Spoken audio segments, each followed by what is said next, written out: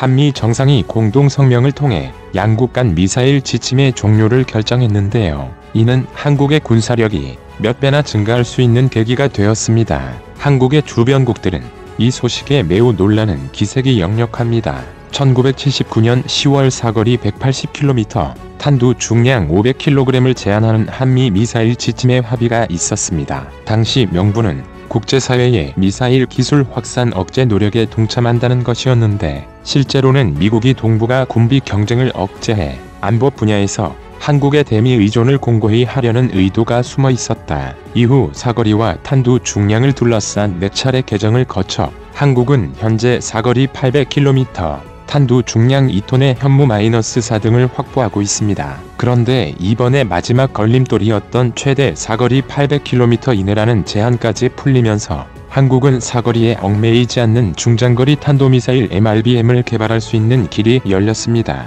결국 한국군이 42년 만에 완전한 미사일 주권을 회복한 셈입니다. 이번에 제한이 완전히 없어짐에 따라 한국은 현무 -4의 성능을 뛰어넘는 현무 -5 미사일을 만들 수 있게 됐습니다. 한국은 이론적으로 대륙간 탄도미사일 ICBM 개발도 가능한데, 일단은 사거리 1000에서 3000km의 준중거리 탄도미사일 MRBM과 잠수함 발사 탄도미사일 SLBM 개발에 집중할 것으로 보인다. 특히 군은 SLBM을 탑재한 핵잠수함 개발을 검토하고 있으며 이를 적극 지원할 수 있는 조건도 갖추고 있습니다. 서울에서 베이징의 직선 거리가 약 900km, 도쿄까지의 거리가 1100km 남짓인 것을 고려하면 MRBM과 개발은 주변국의 위협에 대한 억제력을 갖추게 됩니다. 사거리가 2000km를 넘을 경우 중국 내륙까지 타격을 줄 수 있습니다. 우리 군은 이미 세계 최대급 탄두 중량을 자랑하는 현무 -4 개발에 성공했으며, 탄두 중량을 줄이면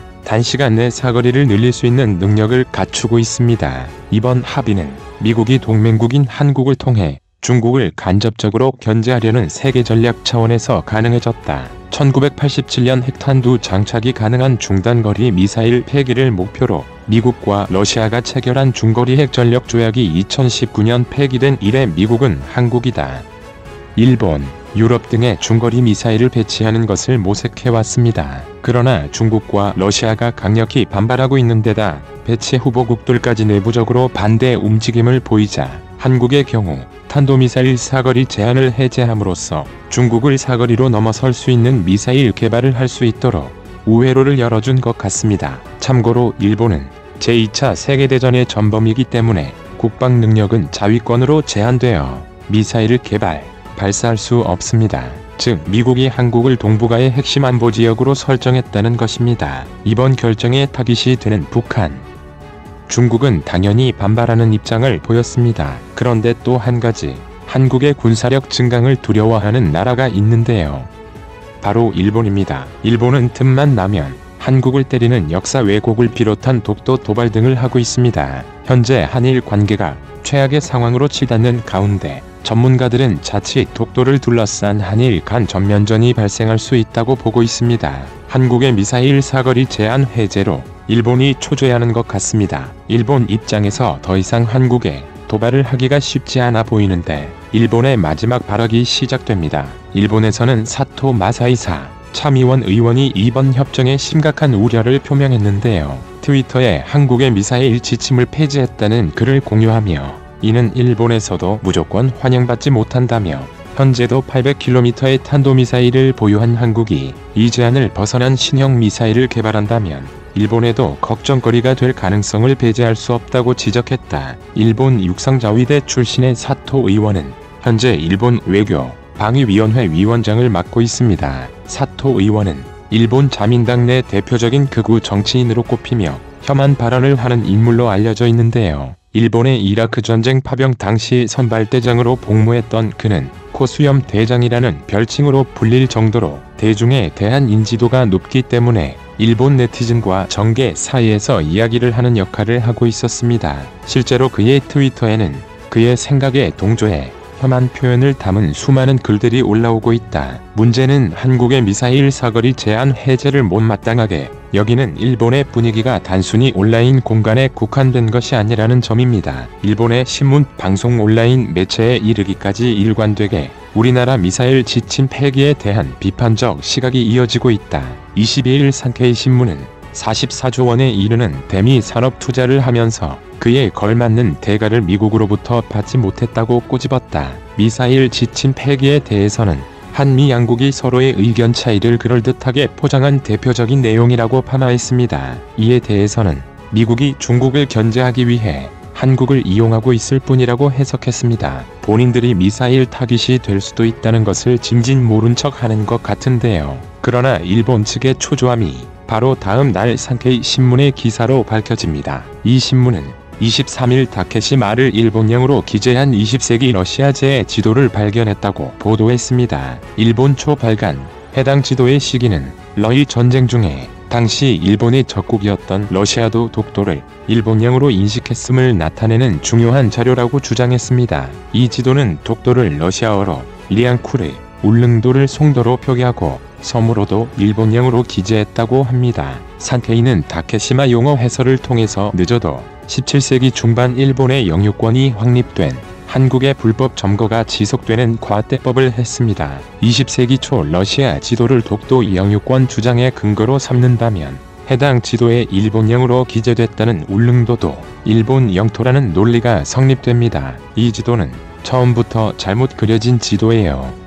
산케이는 이런 점에 대해서는 언급하지 않았는데요. 이처럼 일본의 극우 언론이 민감하게 반응하는 것은 그만큼 한국의 미사일이 두렵기 때문이라고 생각할 수 있습니다. 45년 만에 관행을 깨고 방위 예산을 파격적으로 늘리겠다는 것입니다. 일본 정부는 1976년부터 GDP 1% 이내의 방위 예산을 편성한다는 원칙을 고수했습니다. 기시 노부오 방위상은 최근 니혼 게이자이 신문과의 인터뷰에서 방위 예산 정부의 요구만을 편성할 때 GDP 대비 1% 이내로 유지해온 관행을 깨고 더 이상 늘려가겠다고 밝혔다. 기존과는 근본적으로 다른 속도로 방위력을 강화해야 한다고 주장했습니다. 즉, 주변국과의 분쟁에 대한 방어력을 더욱 확충하고 대응한다는 방침입니다. 그런데 일본에서 한국의 미사일을 방어하는 데는 천문학적인 추가 예산이 필요하다는 분석이 나왔습니다. 일본 정부가 탄도미사일 방어용으로 추진하고 있는 미사일 요격 시스템의 도입 및 운용 비용이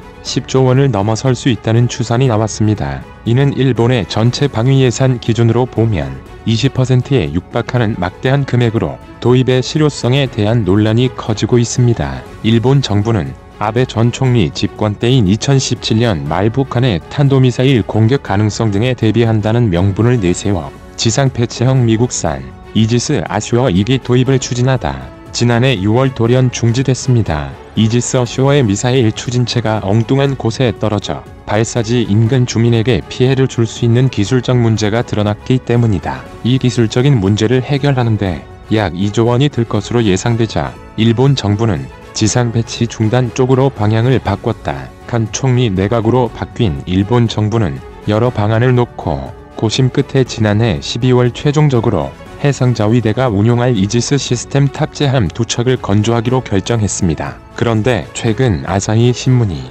내부 문서를 입수해 보도한 내용에 따르면 그에 드는 전체 비용이 약 10조 원에 이르는 것으로 밝혀졌다고 하는데요. 일본 방위성은 그동안 국회에서 총비용에 대한 내용은 속였지만 이를 공개하지 않았습니다.